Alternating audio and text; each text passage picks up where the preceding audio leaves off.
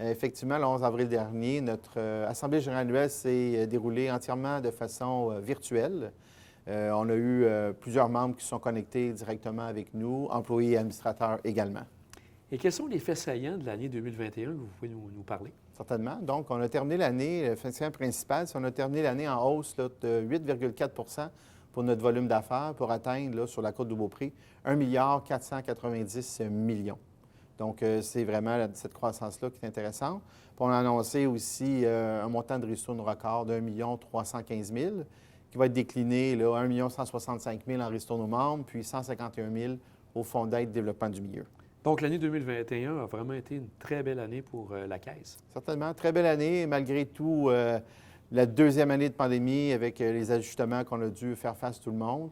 Mais oui, ça a été quand même une belle année, puis il y a eu une belle effervescence, entre autres, dans le marché immobilier. Si on regarde aussi, il y avait la partie des élections, aussi pour le choix de la ristourne. Il y avait un 4 jours, une fois que l'Assemblée était faite, pour pouvoir voter par rapport à ce que les membres voulaient. Tout à fait. Donc ça, c'est un nouveau fonctionnement. C'est la deuxième année que ça se passe de cette manière, même la troisième année que ça se passe de cette manière. Donc, une fois l'Assemblée générale terminée, les membres avaient l'opportunité de voter via accéder pendant les 4 jours suivant l'Assemblée générale, autant sur la ristourne, le partage, également sur les élections des administrateurs. Et parlons justement des administrateurs. Quels sont les administrateurs qui font maintenant partie du conseil d'administration? Certainement. Donc, ont été élus là, Virginie Bernier, qui est également avocate auprès de KPMG, Éric Ennis, qui est aussi un conseiller municipal de Saint-Féréol-les-Neiges, qui travaille à la Ville de Québec, là, réseau de transport, et Nathalie Lessard, bien connue pour travaillant pour Saute aux yeux, copropriétaire de Saute aux yeux. Et vous avez une nouvelle présidente, je crois, au niveau du conseil? Exact. Lors de la première pas assemblée, mais conseil d'administration qui a eu lieu au mois d'avril, on a une nouvelle présidente qui a été élue, Mme Émilie Bergeron, qui est avocate. Et elle est là depuis quelques années, je crois, sur le conseil? Oui, elle est avec nous depuis plus d'une dizaine d'années, avec nous au conseil d'administration.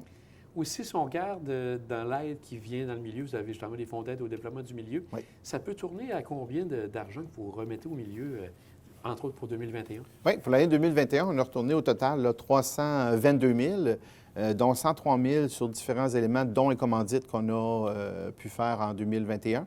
Puis également, on a investi là, via notre fonds d'aide au développement du milieu 219 000.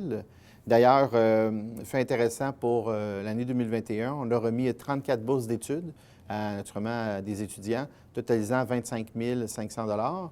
Puis, on a annoncé également lors de l'AGA que pour l'année 2022, notre montant de bourse va maintenant grimper à 45 000 pour près de 39 boursiers pour l'année 2022. Donc, un petit peu plus de bénéficiaires de bourse, mais également, on a augmenté nos montants qu'on veut donner aux étudiants. Aussi, au niveau de la Caisse, il y a eu des excédents, je crois, qui touchaient une hausse de 22 Vous en avez glissé un mot aussi, donc c'est assez important de ce côté-là. Oui, bien, ça permet naturellement de pouvoir justement réinvestir, de verser nos ristournes, également d'investir dans le fonds d'aide développement du milieu. On a terminé l'année avec des excédents d'exploitation de 6 710 000 pour l'année 2021. La Caisse, en général, c'est combien de membres, la Caisse de la Côte-de-Beaupré? Oui, la Caisse, c'est 17 000 membres, donc 16 000 membres particuliers, puis un petit peu plus que 1 000 membres entreprises. Et aussi, ça représente un actif de combien au total, cette Caisse? Notre actif est de 675 millions, d'où on décline aussi en volume d'affaires d'1 milliard, on est rendu à plus d'1 milliard 500 millions, puis on est composé de 48 employés. Vous avez parlé de la pandémie, vous parlez justement des employés. C'était tout un travail de la part des employés sûrement pour maintenir à flot et d'avoir d'aussi bons résultats, d'avoir une solide équipe derrière vous. Oui, pendant toute l'année 2021, puis ça fait déjà quelques années là, qu'on doit être agile puis s'adapter aux nouvelles technologies. Donc d'ailleurs, je profite de l'occasion pour remercier tous nos employés sur justement d'être bien adaptés aux nouvelles manières de fonctionner. Également au conseil d'administration, qui nous supporte à chaque conseil d'administration puis qui s'informe de justement comment ça fonctionne, quel est le moral auprès de nos employés. Puis un fait intéressant, c'est que pendant toute l'année 2021, la mobilisation était vraiment au maximum. Donc, les employés ont vraiment travaillé très fort pour répondre aux besoins de nos membres. Puis en terminant, on remercie naturellement nos membres de justement continuer de travailler, de faire affaire avec nous. Et de vous faire confiance. Nous faire confiance, effectivement, puis de s'adapter Hein, il y a beaucoup d'adaptations, ne serait-ce qu'une nouvelle manière de transiger, une nouvelle technologie. Puis ça va se continuer dans le futur aussi, donc une belle capacité d'adaptation. On se croise les doigts. On pense que la pandémie est derrière nous. Est-ce que pour 2022, vous avez des éléments que vous voulez développer ici à la Caisse?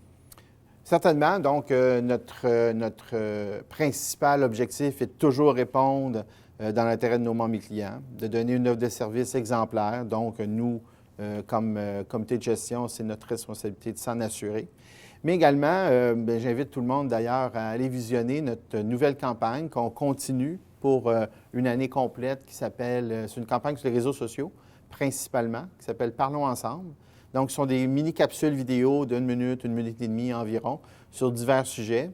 Donc, on a Parlons ensemble, Parlons rêve, Parlons affaires, Parlons avenir, puis également, dans le contexte de pénurie de main-d'œuvre, Parlons carrière. Donc, c'est un peu tout le monde qui est touché de ce côté-là. Donc, vous aussi, vous cherchez toujours des gens d'une belle compétence pour travailler ici. Certainement. On a eu la chance d'avoir plusieurs nouveaux employés pendant l'année 2021, puis même en début de 2022.